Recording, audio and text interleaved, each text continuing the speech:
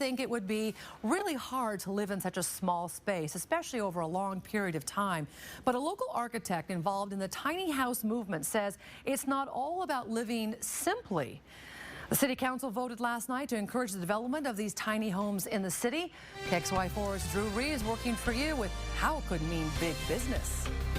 Buying a home in pricey Pasadena, possible. Tiny house is definitely like a trend now. Turn on any cable home network and it won't take long to see that for many, tiny houses are all the rage. Tiny houses are the most popular form of alternative housing right now. But local architect Saul Hansen says they're about more than just living a trendy lifestyle. There's a lot of freedom in lifestyle that is provided by tiny houses. Hansen says the average person can build a tiny home for around $20,000, and that cost decreases when you use recycled materials. Imagine you just climb out of bed, come over to the kitchen, cook your breakfast, and right here's the dining room where you'd eat it. And tiny homes aren't just for home building experts. Anyone can build a tiny home. If anybody could do it. Anybody can have it, and they could do it in probably a year or less. Hansen is part of a local group called the Collaborative Tiny House Project, which hopes to make tiny homes affordable to the masses. He's working to develop a blueprint, giving detailed instructions and a list of materials needed to build a tiny home. Hansen is currently working on this one, which he's building for his sister. Just like everything that you would get in an apartment, you get everything the same without sacrificing anything. The home began as a project at Riverside High School. Students were learning to build tiny homes while getting credits for math, science, and English. He says teaching students to build a tiny house could empower them to live debt-free. A high school student, if they started when they're freshmen, can totally have one of these by the time they graduate. And he says tiny homes can be a great way for young couples to afford a larger home in the future. And making housing more affordable is what drew him to tiny homes in the first place. If you can figure out a way to make housing more affordable for people without sacrificing quality, then you can really boost the quality of life for many, many people. And I find that really motivating. Hansen says he hopes to see tiny homes as an affordable option for anyone considering the tiny lifestyle. Drew Reeves, KXY4 News.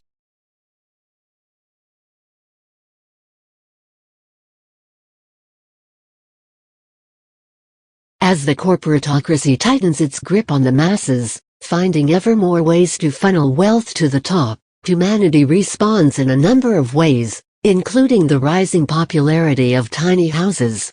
These dwellings, typically defined as less than 500 square feet, are a way for people to break free of mortgages, taxes, utility bills and the general trappings of stuff.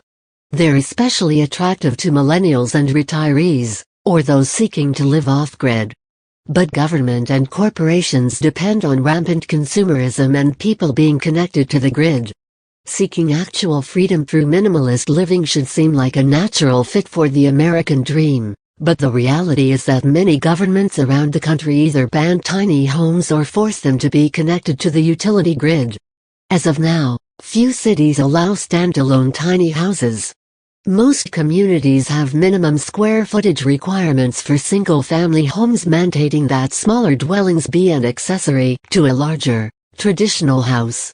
Many also have rules requiring that dwellings be hooked up to utilities, which is a problem for tiny house enthusiasts who want to live off the grid by using alternative energy sources such as solar panels and rainwater catchment systems. Some of the more recent examples of explicit bans include Etowah, Tennessee and Wasilla, Alaska, which don't allow homes less than 600 square feet and 700 square feet, respectively. Boise, Idaho doesn't allow homes less than a few hundred square feet, as Sean Wheeler of Wheeler Homes found when he built a perfectly good and safe 310 square feet home. Lawmakers spout slippery slope fallacies, saying that allowing tiny homes will lead to decay and unsightly little cabins plunked down next to traditional homes. Using government force to stamp out societal change in response to financial factors is this councilman's idea of conservatism.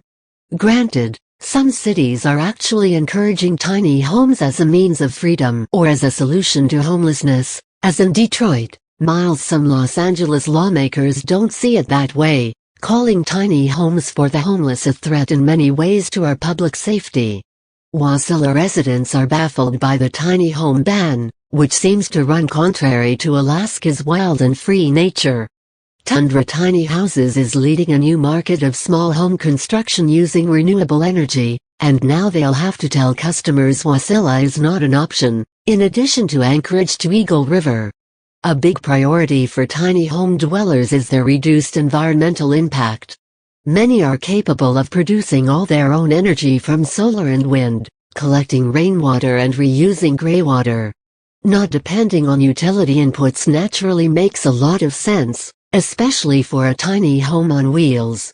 Even those who put their tiny home on a piece of land away from crowded spaces, with the intention of living off-grid through renewable inputs, are considered outlaws if they don't hook to the utility grid. This of course ensures that utility companies, which are big donors to political campaigns and profit immensely from government-enabled monopolies, will always get their cut from every household.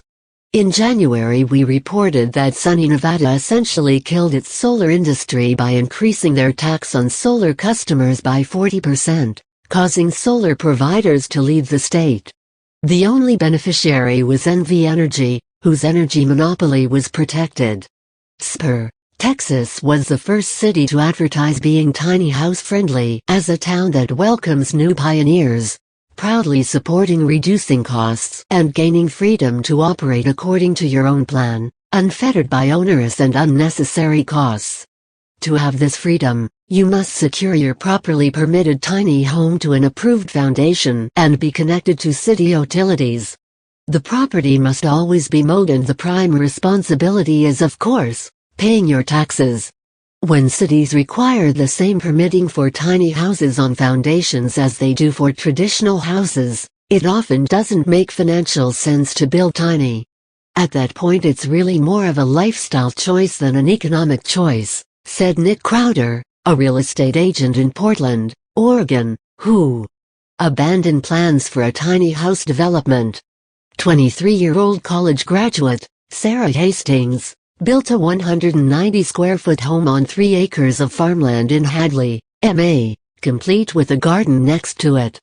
But the town found she was not in compliance with zoning ordinances, and now her home is in storage.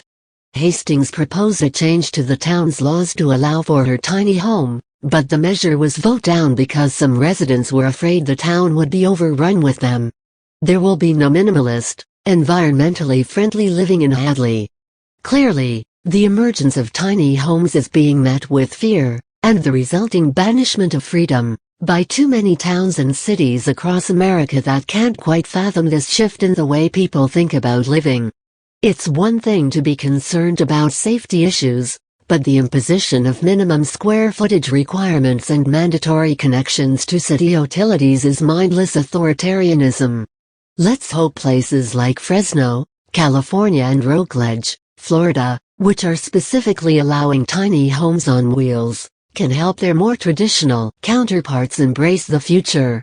Read more at http://thefreethought project.com/tiny-homes-band-criminalize/#GTV5WGBGJWERIHX8.99